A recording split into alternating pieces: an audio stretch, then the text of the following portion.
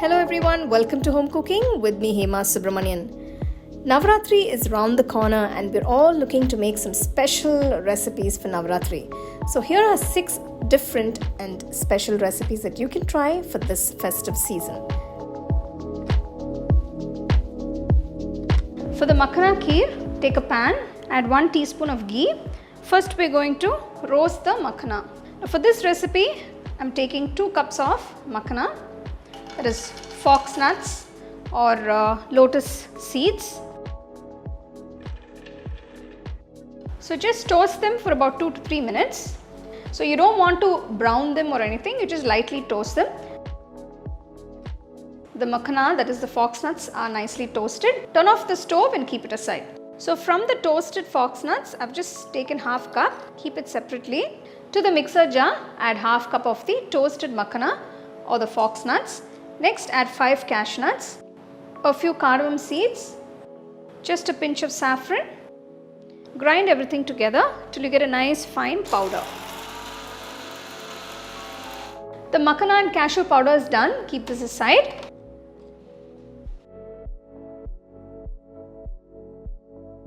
To the tempering pan add 1 teaspoon of ghee. Just going to roast some cashew nuts and raisins. Just add a few cashew nuts. Once the cashew nuts become lightly golden brown color, add the raisins. Turn off the stove and keep this aside. To a pan, add 500 ml of boiled and cooled milk. So this is a 250 ml cup, so I'm using 2 cups of the milk. Once the milk is a bit warm, add the toasted makhana, that is the fox nuts. Now if you don't want the makhana as a whole, you can just cut it into half or break it into half and add them. I like them as a whole, it's nice when you bite into it. So I'm adding them as it is. The milk has been boiling for about 5 minutes now. Next, add the powdered makhana and cashew. The makhana and cashew powder thickens the kheer and also gives a very nice flavor. So you can see the milk has reduced nicely.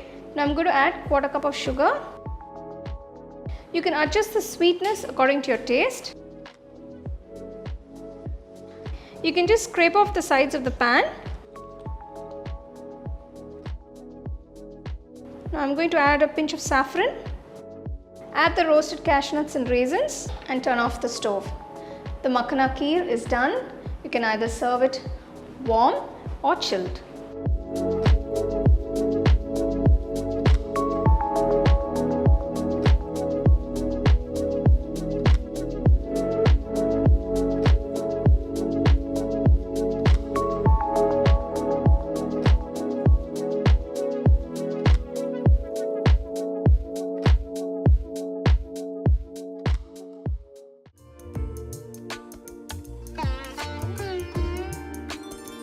So for the lemon poha, first I'm going to just wash the poha. I've taken 1 cup of poha here. The thin variety poha, you can see how flat and thin this is. So I'm just going to pour water and just wash it a bit. So you don't want to soak it. If you soak it, it will become very soggy. So remove this and keep it aside. For the lemon poha, first we're going to temper a few ingredients. Take a pan, add about 2 to 3 teaspoons of oil. To the pan, add 1 teaspoon of Chana Dal, 1 teaspoon Urad Dal, add half teaspoon of mustard seeds. Next add 1 tablespoon of peanuts with skin.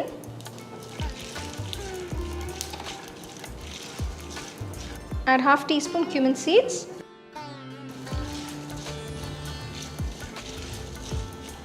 Add a piece of ginger, finely chopped. Add 2 green chilies, finely chopped.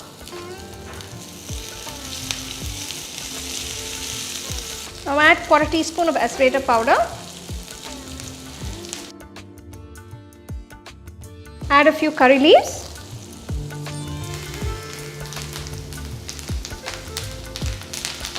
Add quarter teaspoon of turmeric powder.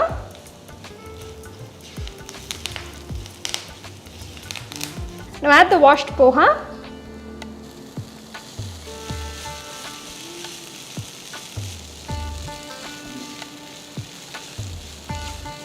Next, season it with salt. Adjust the salt according to your taste. Also add the juice of half lemon.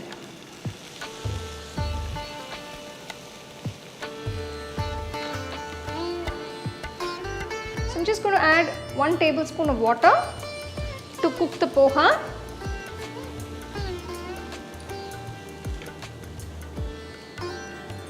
Close the pan and cook for about 5 minutes on medium-low flame.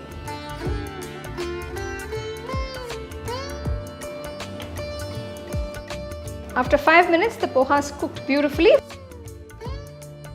Finally, I'm going to garnish it with some freshly grated coconut. Now this coconut is optional, just mix it all in.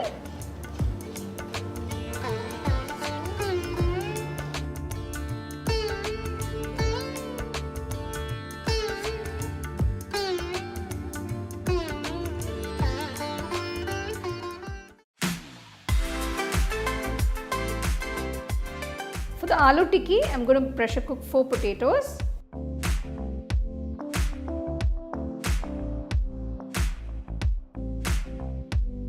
Pressure cook the potatoes for about 4 whistles on medium flame.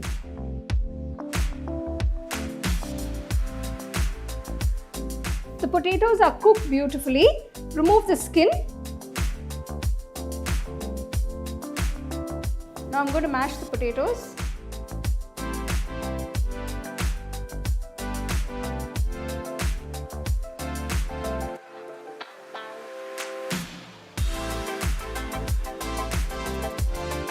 To this I'm going to add 2 green chilies chopped. Next add a few chopped coriander leaves. To this I'm going to add half teaspoon of Kashmiri red chili powder, half teaspoon Garam Masala powder, 1 teaspoon salt. Squeeze the juice of half lemon. To this I'm going to add 1 tablespoon of rice flour. Now mix everything together.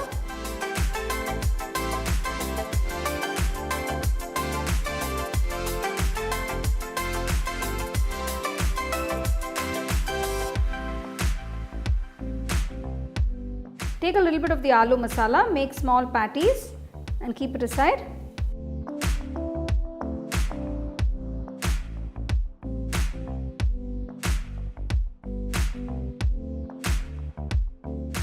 Refrigerate the aloo tikkis for about 15 minutes.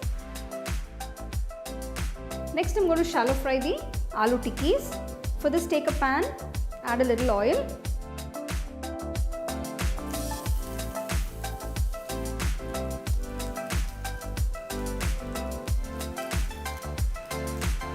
Shallow fry the aloo tikki on both sides till they're a nice golden brown color.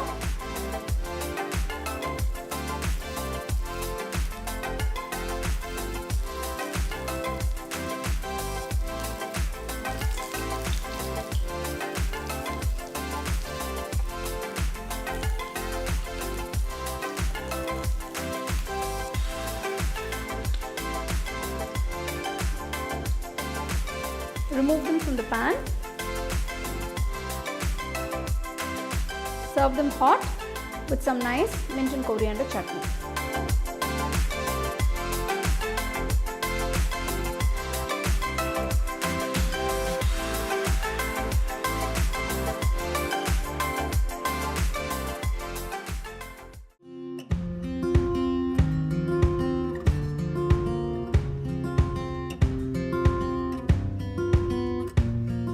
For the Sabudana Khichidi, I am soaking 1 cup of Sabudana, that is sago. For the sago, that is the Sabudana, I have used 1:1 ratio. So for 1 cup of sago, I have taken only 1 cup of water to soak it, because adding too much of water will make it very soggy and we don't want it to be soggy while making the khichdi.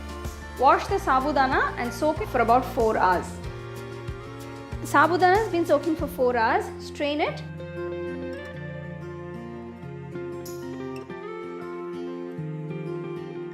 You can see it's nice and soft now. and all the water is almost absorbed. And now I'm going to start making the khichdi. Take a wide pan. To this I'm adding 2 tablespoons of oil. Next I'm going to add half teaspoon of cumin seeds. Roast the cumin seeds for a few seconds.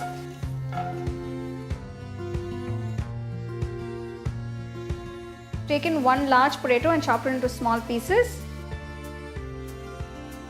Chopped pieces of potatoes.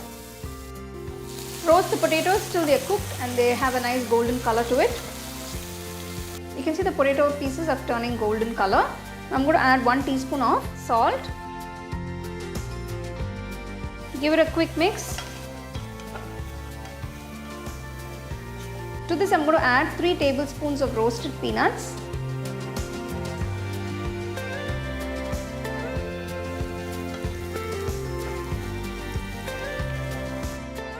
Next add the chopped green chilies. I've taken 2 large green chilies. Next add a few curry leaves.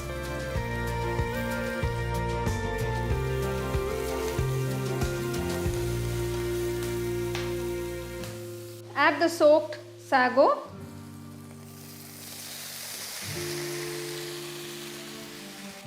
Give it a quick mix. Keep the flame on low. Cook the sabudana for about 5 minutes until most of the sabudana is translucent. I'm going to squeeze the juice of half lemon.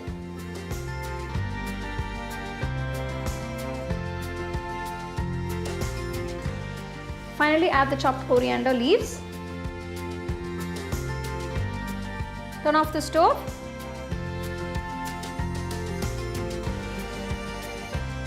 The Sabudana Khichidi is done. Serve it hot.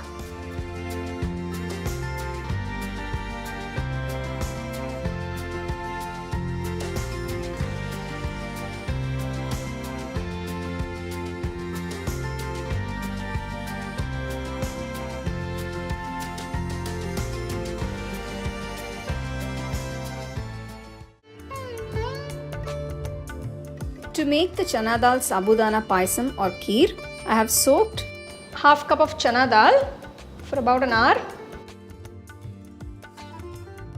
I've soaked about 2 tablespoons of sago pearls, that is the Sabudana, for about an hour. For the Paisam, first I'm going to cook the soaked Chana Dal. Add the Chana Dal to the pressure cooker, pour a little water.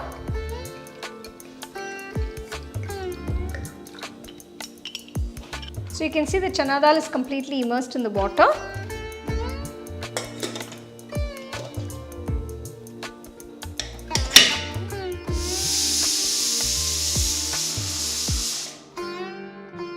So you can see the Chana Dal is cooked beautifully.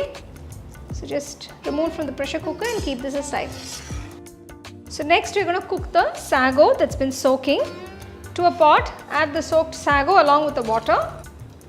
So I'm just adding a little more water and cook till it's nice and transparent.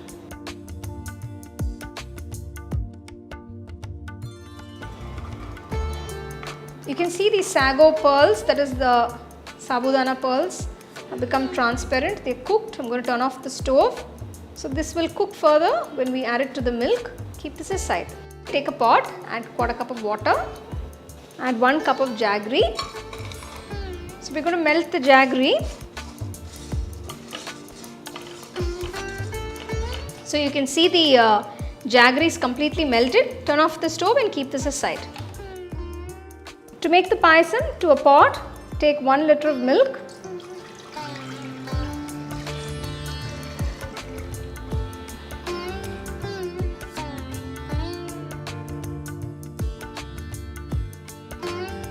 Once the milk comes to a boil, add the cooked Chana Dal.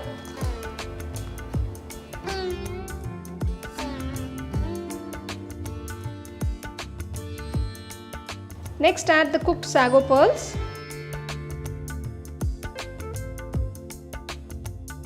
Mix it all in. Boil it for about 5 minutes.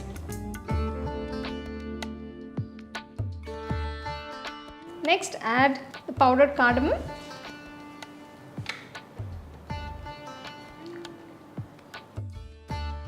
Add the roasted cashew nuts, raisins and dry coconut pieces.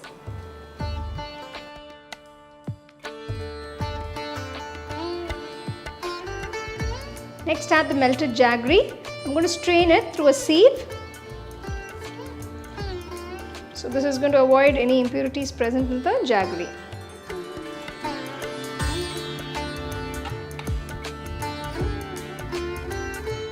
So once you've added the jaggery, boil it for about 10 to 15 minutes on medium-low flame. There you go, you can see the Chana Dal Sabudana Kheer has thickened beautifully.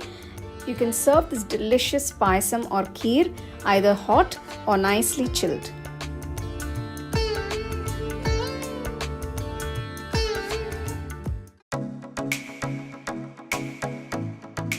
For the Sabudana Vada, I've soaked half cup of Sabudana, that is tapioca pearls, with enough water overnight. So you can see all the Sabudana has plumped up nicely, they're nice and soft. You have to strain it and keep it aside. For this recipe, I've taken 3 large potatoes. I've boiled it. Now I'm going to remove the skin, cut it into pieces and keep it aside. Next, I'm going to roast a few peanuts. For this, I've taken half cup of peanuts with skin. Make sure you roast it till they are a nice golden brown color. Now you can also use peanuts without skin. Peanuts will give a nice crunch to the vadas. So you can see the peanuts are roasted beautifully. Turn off the stove. Just rub the peanuts gently, all the skin will just come off because you can see they're roasted very nicely. Keep this aside. Transfer the peanuts to a mixer jar and coarsely grind it.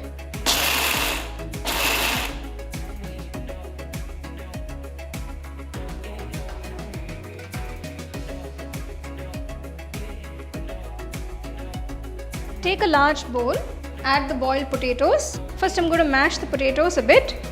You can also mash the potatoes using your hands. So after mashing the potatoes, now I'm going to add all the other ingredients. Add the soaked sabudana, that is the tapioca pearls. Next add 4 green chilies thinly sliced, the juice of 1 lemon, half teaspoon cumin seeds, 1 teaspoon sea salt, this is rock salt, just powder it. So you can adjust the salt according to your taste. Next add the coarsely powdered peanuts. Now I'm going to add the chopped coriander leaves.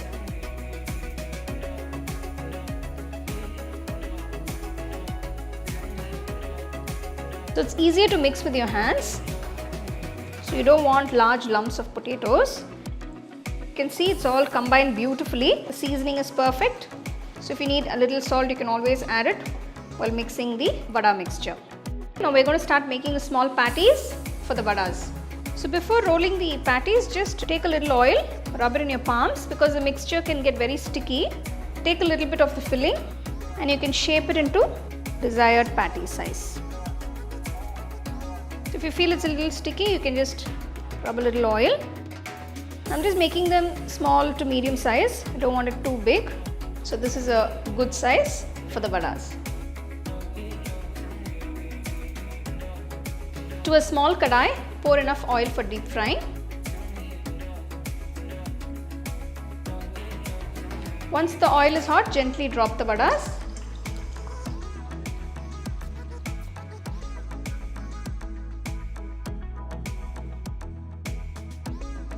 Deep fry the vadas till they are a nice golden brown color.